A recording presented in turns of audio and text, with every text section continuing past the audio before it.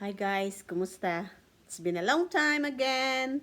Now we're quarantined at home, so it means we don't have work for 14 or more than that, I don't know. Because I work in a daycare, so the daycare is closed. I don't know when or will be open. So we'll stay at home, make it busy, do something so that you'll not feel bored. Now I'm gonna share to you my favorite bread, or what do you call that? This is a scone. It is very easy to make. So if you have time, and I think you have a lot of time, most of us have a lot of time, especially who's working at school, at the daycare, because now they're closed, so we stay at home, we're not going to go outside. So now I want to share to you guys how to make scone.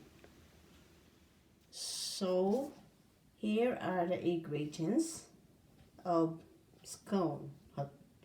I have 2 cups of flour,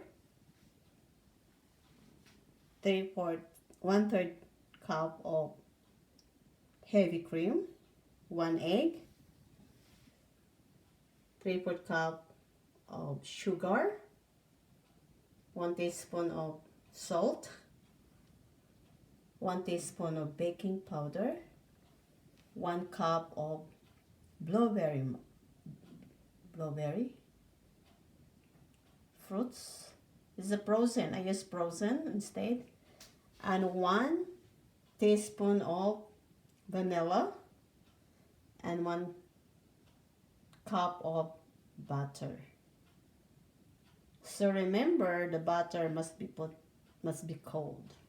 It's not warm. So what I did, I need to put it first in the freezer for like 10 minutes para talaga, so that para talaga siya medyo matigas at malamig. Okay, this is all the ingredients that we need. And I also use the blueberry, is a frozen one, because if it's a fresh one, it's become mushy, or maganda yung matigas kasi hindi siya masyado nadudurog. So it's good to I use frozen one. So these are the ingredients of scone. So ito na siya. Ito na yung aking kung paano gagawin ito. Ngayon, una nating ilalagay. The first one you're gonna put is the baking powder. Put the baking powder and the flour and mix it. Mix it. Next, the sugar. We're gonna mix all first the sugar.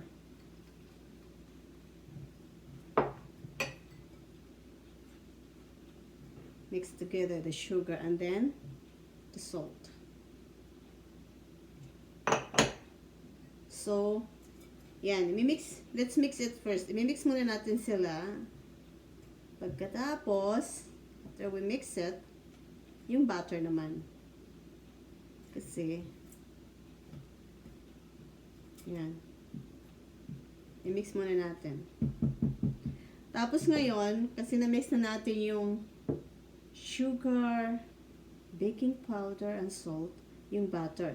Yung butter na to, kailangan talaga ilagay nyo muna sila sa freezer kahit mga 10 minutes or para talagang hindi siya malamig. Kasi mas masarap ang malamig pag magagawa ka ng scone, malamig ang butter. Huwag yung i-melt ang butter kasi it did not work. So, kailangan. Kasi yun. Ito, 1/2 cup of butter lang siya. Tapos, ang gagawin mo, kakamayin mo lang, i-mix mo yung butter, bali idudurog mo sa kamay mo. Durugin mo sa kamay mo sa flour. Hindi mo siya pwede gamitan ng machine kasi hindi siya maganda ang pag machine ang ginagamit mo. So, ngayon, gaganin natin siya. I-smush natin siya sa flour. Yung parang idudurog, i-mix lang natin siya. Mix it with flour. Like that. Until it will all become fine. Para maging maganda na siya. Maging mix all na siya.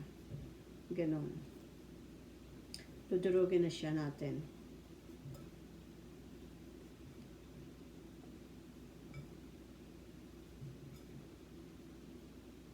It takes a little bit long time to do this pagdurog, pagmix ng butter and flour. But it's good. Kailangan para ma-refine siya, para maganda. So ngayon, nadurog na natin, na-mix na natin yung butter dito sa flour. Tingnan mo kung what's the result. Naging flaky, parang naging biscuit na siya, ganyan. So ngayon, ang ihahalo na natin, lalagyan natin siya dito ng parang butas sa gitna. Ganun na, butas, parang butas. Kasi dyan natin, we're gonna make like a hole in here because we're gonna put our cream on the middle. And then we're gonna mix it. So now, I have 1/3 cup of cream. And I'm gonna mix it with the egg. Mix with egg on the cream.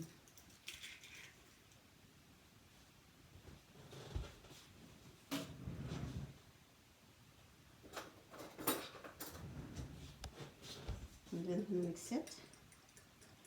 The egg. And we need vanilla. And then this vanilla, this one. I use this one. This is an original one. This is an organic vanilla. Smells really good. So I need to put 1 teaspoon of vanilla and mix it there. This is very good vanilla. It's really small. Because if you need to buy the original one, the vanilla, it's like water smells. It's not the same with this. It's kind of this one, the original one. So mix it together, the vanilla, the cream, and the egg. And then we're going to pour it out here in the middle. You see there's a hole in there. I'm going to put it in the middle like that. Okay. Let's put it there.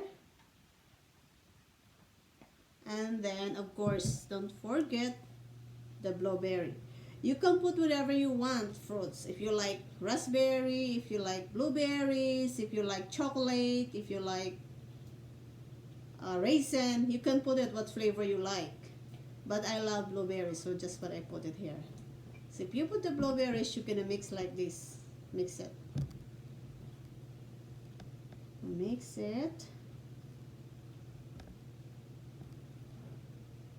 See, this is what you're gonna do. You mix it like that.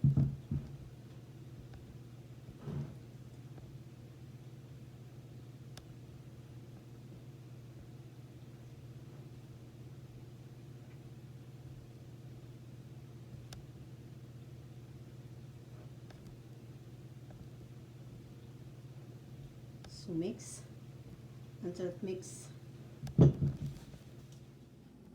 Ayan, pagkatapos nyo na siya ma-mix, ganyan na, parang bibilogin mo siya. Tapos mamaya, ilalagay mo siya sa plato or on the plate.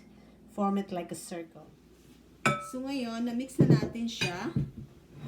Parang binilog natin siya. Tapos ngayon, ilalagay na natin siya sa... Kailangan maglagay muna ako ng flour sa kamay ko kasi parang medyo siya, mistaken. So, lalagay ko muna. Pati dito, para hindi siya dumikit. Kasi bibilogin ko muna siya, tapos ilalagay ko siya sa freezer for 10 minutes. Parang iaano ko siya, parang ganyan. Iaano natin siya, ipoform natin ng bilog. Ganyan. Pabibilogin natin siya.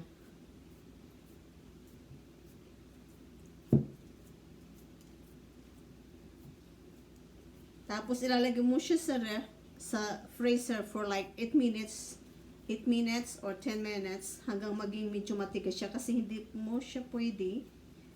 You cannot put this in the oven if it is like this, so soft and melting is not good. So that's what I did. I used my hands instead of that rolling pin. So I used this one, my hands, para alam ko. So that we know it is.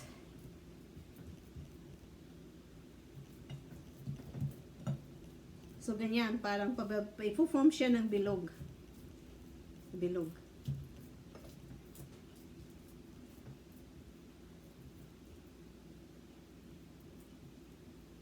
Kasi pag ginanito po siya, parang lumalambot siya. So kailangan matigas, patigasin mo muna siya.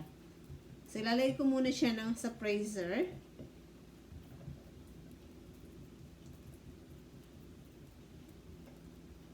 Ilalagay ko muna siya sa freezer for, ganyan na siya. Ilalagay ko muna siya sa freezer for 10 minutes para maging matigas. 10 minutes.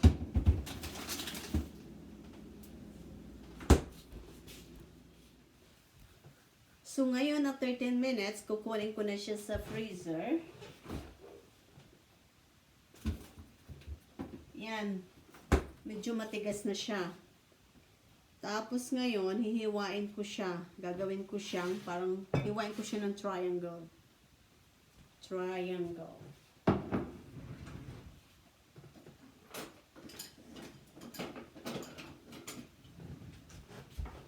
Hiwain ko siya ng triangle. Ganyan.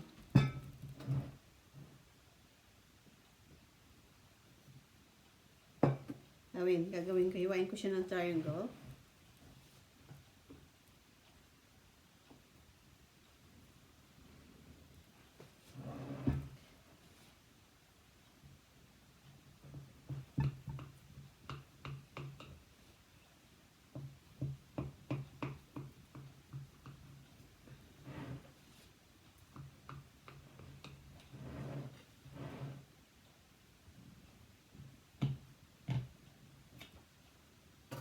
Tapos, pag nahiwa mo na siya, ililipat mo siya dito sa baking at tapos isprahan mo siya ng this one, the baking pot, oil.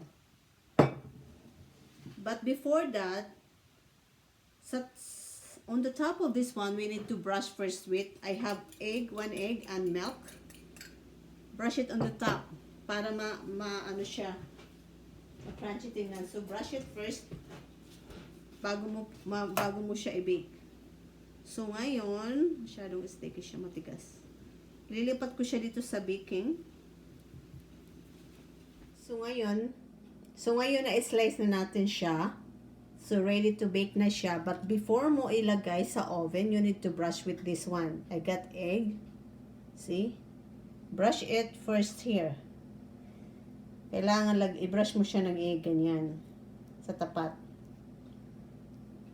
Lahat mo siya brush ng egg. Brush mo siya. Para kasi sa ibabaw niya, medyo siya crunchy. At saka sa loob niya is soft. It's buttery. Ganyan.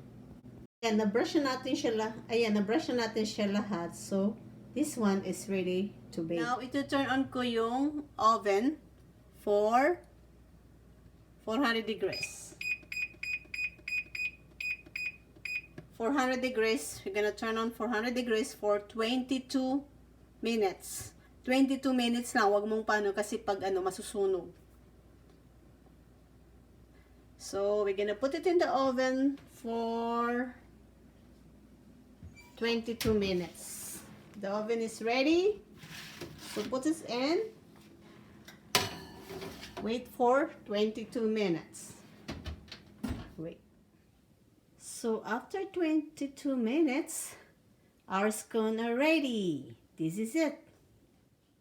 So, ready to eat. Ito na siya, ang aking blueberry scone. It's good for coffee.